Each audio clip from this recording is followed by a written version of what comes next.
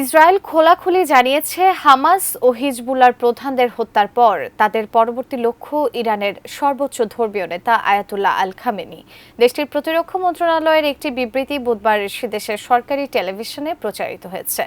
এদিকে দক্ষিণ লেবাননে হিজবুল্লাহ যোদ্ধাদের ব্যাপক প্রতিরোধের মুখে পড়েছে ইসরায়েল। নিহত হয়েছে তাদের ৮ সেনা। বিস্তারিত শাওন মাহফুজের প্রতিবেদনে। প্রতিশোধের নেশায় মত্ত ইসরায়েল যেকোনো পরিণতির জন্য ইরানকে হুমকি দিয়ে রেখেছে। এবার বেনিয়ামিন নেতানিয়াহুর সরকার সাফ জানিয়ে দিল তাদের পরবর্তী লক্ষ্য ইরানের সর্বোচ্চ ধর্মীয় নেতা আয়াতুল্লাহ আলী খামেনি। দেশটির প্রতিরক্ষা মন্ত্রণালয়ের একটি বিবৃতি বুধবার সে দেশের সরকারি টেলিভিশনে প্রচারিত হয়েছে। তাতে স্পষ্ট ভাষায় জানানো হয়েছে, ক্ষেপণাস্ত্র হামলার জবাব দিতে এবার আয়াতুল্লাহ খামেনিকে খতম করাই তাদের লক্ষ্য। মঙ্গলবারের হামলার পর তাকে সর্বোচ্চ সুরক্ষিত স্থানে রাখার কথা ইরানি কর্তৃপক্ষ জানালেও বুধবারই প্রকাশ্যে দেখা গেছে খামেনিকে। এদিন কয়েকজন বিজ্ঞানীর সঙ্গে সাক্ষাতে খামেনি বলেছেন, মধ্যপ্রাচ্যে শান্তির সুবাতাস বইবে যদি আমেরিকান ও ইউরোপিয়ানরা এই অঞ্চল থেকে চলে যায়। কোয়ালিটি সম্পন্ন আন্তর্জাতিক মানের steel bar CSRM, committed for better still.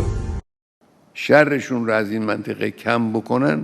এদিকে দক্ষিণ লেবাননে স্থলাভিযানে নামা ইসরায়েলি বাহিনীকে হিজবুল্লাহর ব্যাপক প্রতিরোধের মুখে পড়তে হচ্ছে।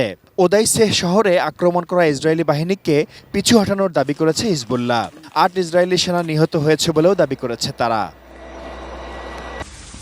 এমন প্রেক্ষাপটে ইরানের প্রেসিডেন্ট মাসুদ পেজেশকিয়ান হুঁশিয়ারি দিয়েছেন, ইসরায়েল যদি লেবাননে হামলা অব্যাহত রাখে তবে আরও জোরালো জবাব দেয়া হবে।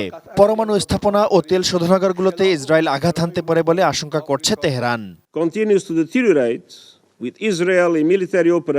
বুধবার নিরাপত্তা পরিষদের জরুরি বৈঠকে উত্তেজনা প্রশমনে ইসরায়েল ও হিজবুল্লাহর প্রতি আহ্বান জানিয়েছেন জাতিসংঘের মহাসচিব Antonio Guterres.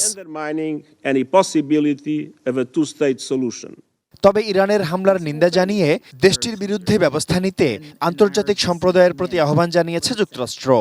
And we strongly warn against Iran or its proxies taking actions against the United States. Shaon Mahfuz, desk report, ATN news.